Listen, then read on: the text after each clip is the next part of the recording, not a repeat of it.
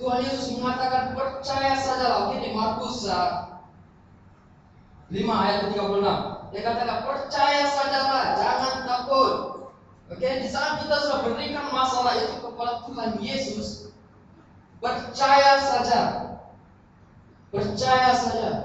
Jangan kita merasa takut. Oh Tuhan, saya sudah beri kepadamu, kenapa kamu tidak bergerak lagi Tuhan? Kenapa kamu tidak bertindak lagi Tuhan? Amin. Pernah tak kita tanya soal begitu? Pernah tak kita tanya soal begitu? Saya tidak tahu tentang kamu, tetapi saya banyak kali pernah tanya soal itu. Oh, sepertinya Tuhan, saya sudah berikan masalah itu kepada kamu, tetapi kenapa kamu tidak mau bertindak lagi? Kenapa kamu tidak mau bertindak lagi? Amin. Yesus mengatakan percaya sajalah. Oke, percaya sajalah. Di Yohanes 14 ayat 1, Yesus mengatakan, janganlah gelisah hatimu. Oke, di saat kita sudah berikan hal itu kepada Tuhan Yesus, jangan kita lagi mau merasa khawatir dalam hati kita, jangan kita mau merasa gelisah lagi. Amin. Jangan gelisah hatimu. Percayalah kepada Allah, percayalah juga kepada aku.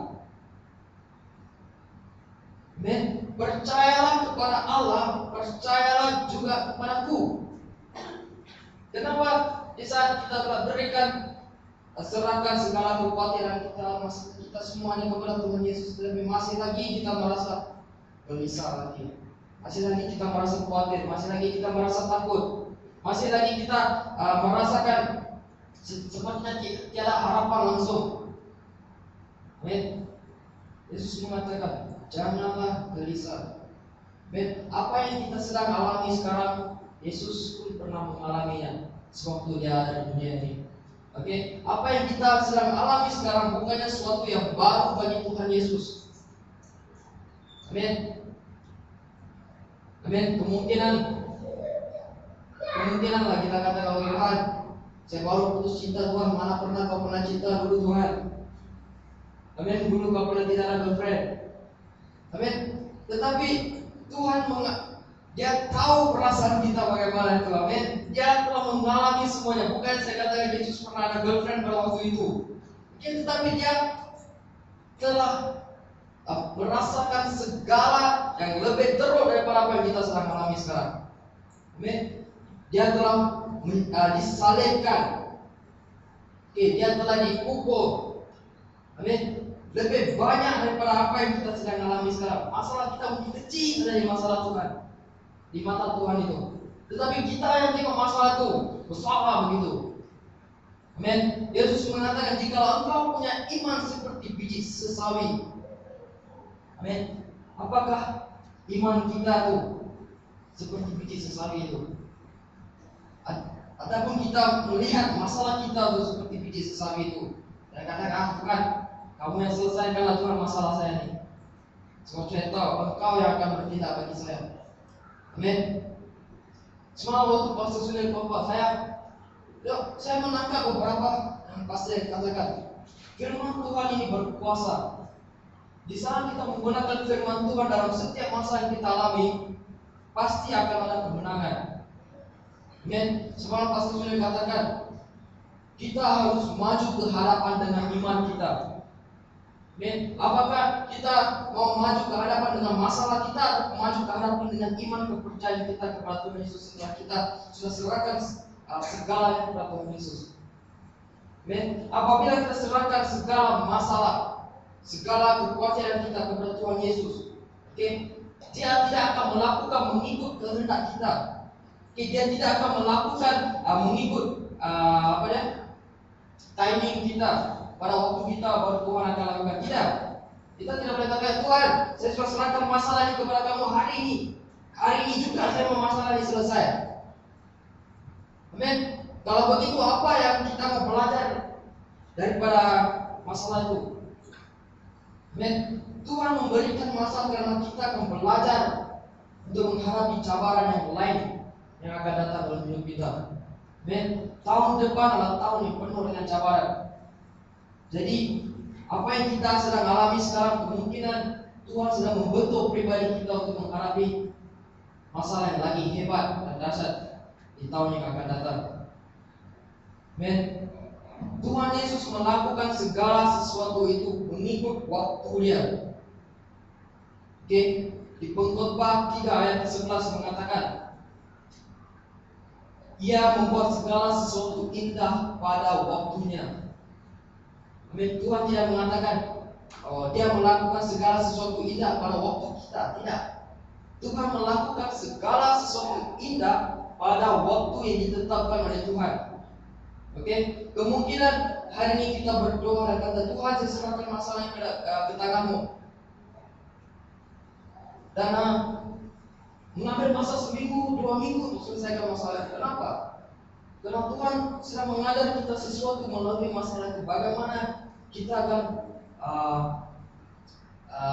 akan bertindak dalam masalah itu. Adakah kita akan bertindak terburu-buru ataupun kita akan bertindak mengikut firman Tuhan? Oke? Ataupun biar Tuhan yang berperan bagi kita dan kita berdoa dan melihat kemenangan itu. Amin. Jangan kita saja yang berperan dalam masalah itu. Biar Tuhan yang bertindak dan biar Tuhan yang memberikan kemenangan kepada kita. Dan Tuhan tidak pernah meninggalkan kita. Okay? Kita yang selalu merasakan seperti, oh Tuhan, mana kamu pergi Tuhan? Amin. Tuhan dulu di jauh di sana di surga sana. Kita dulu di bumi sini. Amin. Tetapi firman Tuhan mengatakan kerajaan Tuhan dekat dengan kita. Tuhan ada di dalam di dalam hati kita kalau kita percaya dengan Tuhan Yesus. Amin. Pastor Sudin katakan semalam, bila bulu Roma sudah naik baru ada hadirat Tuhan. Tidak. Oke, bila kita mulai menangis baru ada hadirat Tuhan. Tidak. Bila kita mengatakan firman Tuhan, hadirat Tuhan sudah ada di sana.